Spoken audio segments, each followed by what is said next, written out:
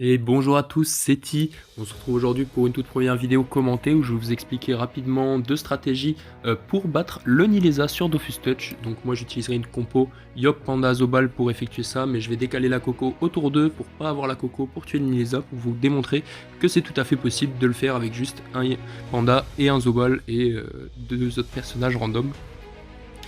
Du coup, la première stratégie, c'est celle que j'effectue avec ma team là. Donc en gros, on va séparer le Nileza des mobs, on va garder les mobs bien loin pour pouvoir caler la Masca au T4. Le Nileza, on peut le taper au CAC sur le tour 3, 6 et 9. Donc on va l'entamer au tour 3 et au tour 4. On pourra le taper au CAC parce que je vais le fougue avec le Zobal, ce qui va l'empêcher de se reconce quand on le tapera au CAC. Du coup, on pourra l'OS avec les vulnés, etc., la mascarade, etc. Donc je rappelle les petites contraintes pour le Nileza, il faut jamais finir à moins de 3 PO d'un allié, donc il faut qu'il y ait au moins 2 cases entre chaque allié en ligne, pardon. Il faut jamais finir à plus de 9 PO d'un allié, sinon pareil, ça le one shot. Et enfin pour les contraintes avec le Nileza, qui se termine quand il meurt du coup, au T3 il faut pas finir à plus de 9 PO du Nileza, au T5 toujours 9 PO, au T7 c'est plus de 7, c'est pas plus de 7 PO du Nileza. Et enfin, au tour 9, c'est pas plus de 5 PO et il rend tous les personnages insoignables. Du coup, vraiment, il faut finir ce combat au plus vite. C'est pour ça que dans la stratégie d'OS, on va choisir de le tuer en premier. Comme ça, voilà, on le vulné. On va venir taper au tour 3. Donc, voilà, c'est bien ce que je vous disais. Je le tacle sur le Zobal. Avec le Yop, je vais lui mettre des petits dégâts. Le Zobal, au tour 4, il va pouvoir fougue, mettre une libé pour des buffs et aller mascarade dans le coin là-bas.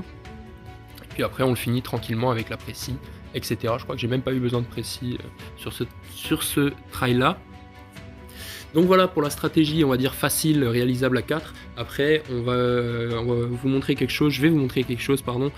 C'est Soutiz, un ami qui a fait le solotage en SRAM R du Nileza, du coup qui a bien tryhard ça, et qui va vous faire une petite démonstration de comment on peut gérer le Nileza avec du soin, ou alors de façon plus longue, mais c'est un peu plus technique, c'est un peu plus compliqué que la stratégie d'OS.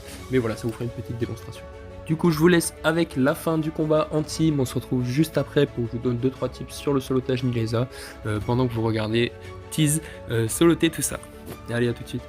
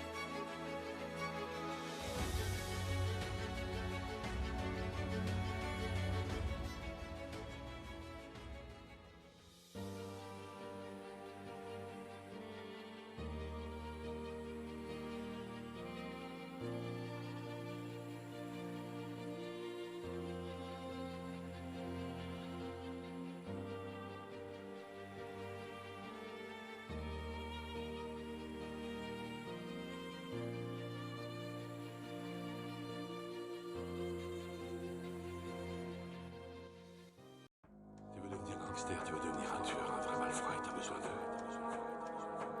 Oui, de la cale à prod, mon pote. Ok, si c'est ce que tu veux.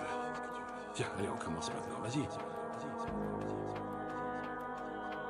Tu sais ce que c'est, ces mecs là-haut? C'est des menteurs, et moi pareil.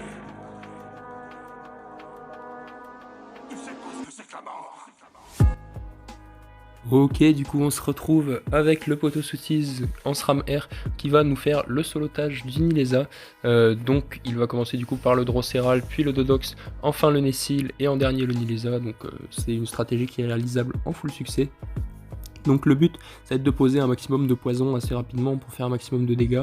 Là avec le nouveau sort toxine, c'est d'une efficacité redoutable, surtout que du coup vous pouvez gratter un peu de régène lorsque vous êtes invis, ce qui est vraiment pratique pour ce donjon pour le coup, parce qu'avant, à part les dagues, il n'y avait vraiment pas de moyen, trop de moyens de se régène pour le SRAM R sur le solotage Nileza. Donc là pour le coup, ça donne un petit coup de main, c'est sympa.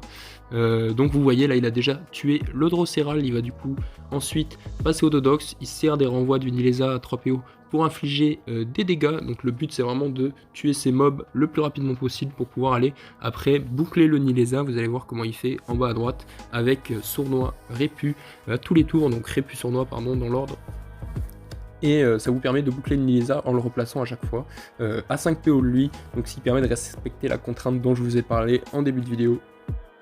Du coup, je vous laisse avec le combat, j'espère que ça vous plaira. Moi, je vous dis à la prochaine pour une prochaine vidéo. C'était Ti sur Oshimo. Allez, à plus.